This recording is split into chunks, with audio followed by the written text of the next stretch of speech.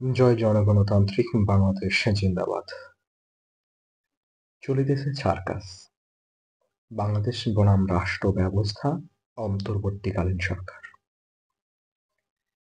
প্রতিদিন ঘটছে নিত্য নতুন ঘটনা, আলোচনা, প্রেক্ষাপট। এমন কোনো দিন নেই যে এদেশে নতুন ঘটনার উৎপত্তি হচ্ছে না। গতকাল রাতে স্বরাষ্ট্র উপদেষ্টা বর্ণনা করেছেন, প্রেস ব্রিফিং করেছেন তিনি আওয়ামী লীগের নেতৃত্বের, আওয়ামী লীগের নেতাদের ঘুম হারাম করবেন। এখন প্রশ্ন হলো যে তিনি যে ঘুম হারাম করতে চাচ্ছেন এটার কতটুকু যৌক্তিকতা আছে। তিনি একজন উপদেষ্টা, তিনি চাইলে এভাবে জনসম্মুখে প্রেস ব্রিফিং এ বলতে পারেন না যে লোক সমাগম, লোক ধরাধরি কম হচ্ছে। অথচ তিনি প্রথম ডেভিল হান্ট নামে একটা প্রোগ্রাম চালাচ্ছে এদেশে আওয়ামী লীগ তথা এই 5ই আগস্ট অভ্যুত্থানের পরে যারা এদেশে বিভিন্নভাবে অপরাধের সাথে যুক্ত তাদেরকে ধরার জন্য। ভালো কথা। তিনি আবার বলছেন এখন থেকে তিনি আরো কঠিন বা আরো জোরালো ব্যবস্থা করবেন।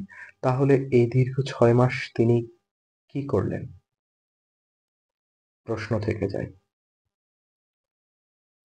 তিনি যে কাজগুলো এখন করছেন, এই কাজগুলো আরো 6 মাস আগে কেন করেননি?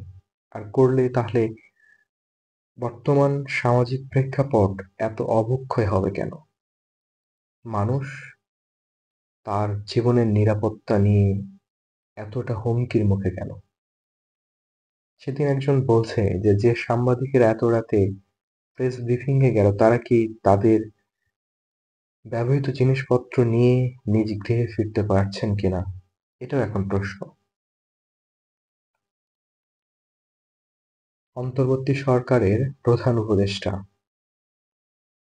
ইউনূস, তিনি অত্যন্ত প্রজ্ঞাবান ব্যক্তি, যার পরনাই এমন একটা বিপ্লবের পরে তাকে ক্ষমতার আসীনে অধিষ্ঠিত করা হয়েছিল।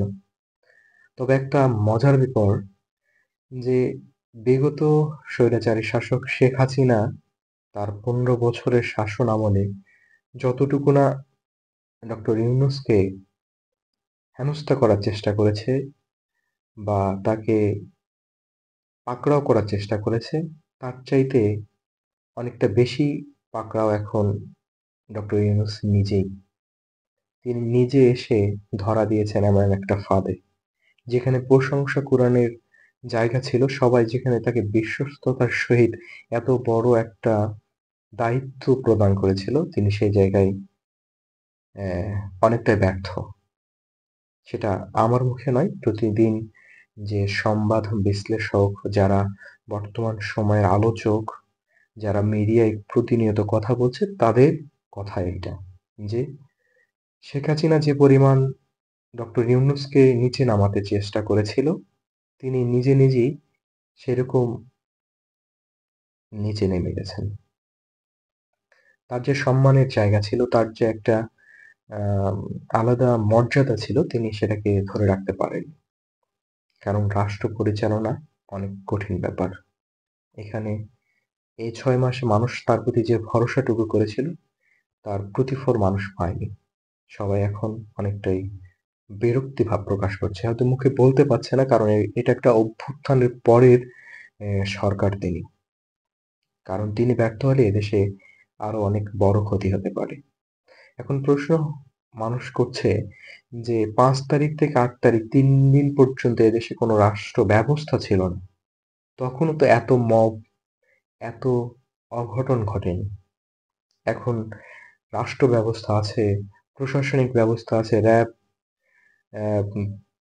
সেনাবাহিনী, পুলিশ, আনসার সবাই মিলে যৌথ ডেভিল হান্ট প্রোগ্রাম চালাচ্ছে। তাহলে কেন এদেশে এত পরিমাণ মব জাস্টিস, এত ছিনতাই, রাহাজানি, ধর্ষণ? গত একদিনের রিপোর্টে সারা বাংলাদেশে 20 জনেরও বেশি ধর্ষণের শিকার হয়েছে। ছিনতাইয়ের সংখ্যা অনেক বেশি। তাহলে এই স্বরাষ্ট্র উপদেষ্টা, এই প্রধান উপদেষ্টা কি করছেন? ৫ই আগস্ট পরবর্তী অন্তর্বর্তী সরকার গঠনে ব্রিগেডিয়ার সাখাওয়াত হোসেনকে স্বরাষ্ট্র উপদেষ্টার দায়িত্ব দেওয়া হয়েছিল। তিনি তার একটা বক্তব্যের কারণে সেই জায়গা থেকে পদচ্যুত হন। এখন তাকে বাদ দিয়ে যিনি সেই পদটাকে আস মানে গ্রহণ করেছেন, তিনি কতটুকু সফল? তিনিও ব্যর্থ। তাহলে লাভ কি হলো? আসলে আমাদের সবচেয়ে বড় একটা সমস্যা বাঙালির জনগণের, এই জাতিসত্তার মানুষের, তারা আসলে কোনটা ভালো কোনটা মন্দ এটা বিবেচনা করাটা সহজে করতে পারে না। করতে পারে সেটা হয়তো কখনো পরে অথবা সেটা আগে। এমত অবস্থায় এখন আবার স্বরাষ্ট্র উপদেষ্টার পদত্যাগের দাবিতে আন্দোলন হচ্ছে। তাহলে প্রতিনিয়ত যদি সবকিছু বিষয়ে আন্দোলন করে সমাধান করতে হয়, তাহলে এদেশে রাষ্ট্রীয় ব্যবস্থার অবকাঠামোর কাজ কি?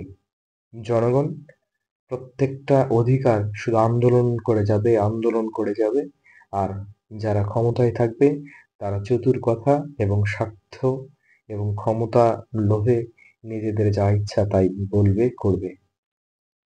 আজকে আপনি আওয়ামী লীগের নেতাদের ঘুম হারাম করবেন, ভালো কথা।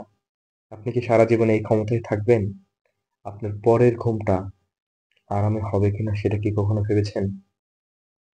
তখন ব্রিগেডিয়ার সাখাওয়াত যে কথা বলেছিল, আজকে তথ্য উপদেষ্টা, ক্রিয়া উপদেষ্টা একই কথা বললেন। তাহলে সেই কথাই তো ভালো ছিল। কথাটাতে গুরুত্বপূর্ণ অনেক বিষয় ছিল, কিন্তু আমরা সেটা মানিনি। এখন এই স্বরাষ্ট্র উপদেষ্টা যদি আবার পদত্যাগ করতে হয়, আবার নতুন কাউকে নিয়ে আসা হবে, সে আরো কিছুদিন এই দেশের সাধারণ জনগণের নিরাপত্তা দানে অনেক চেষ্টা করবে, তারপরে সংবাদ মাধ্যমে, গণমাধ্যমে অনেক কথা বলবে এবং দিন শেষে আবার ব্যর্থ হিসেবে মানুষের কাছে পরিলক্ষিত হবে। এই ব্যর্থ রাষ্ট্রে স্বাধীনতা নামক সূর্য কবে উঠবে সেটা এখন দেখার প্রতীক্ষায় প্রত্যেকটা জনগণ।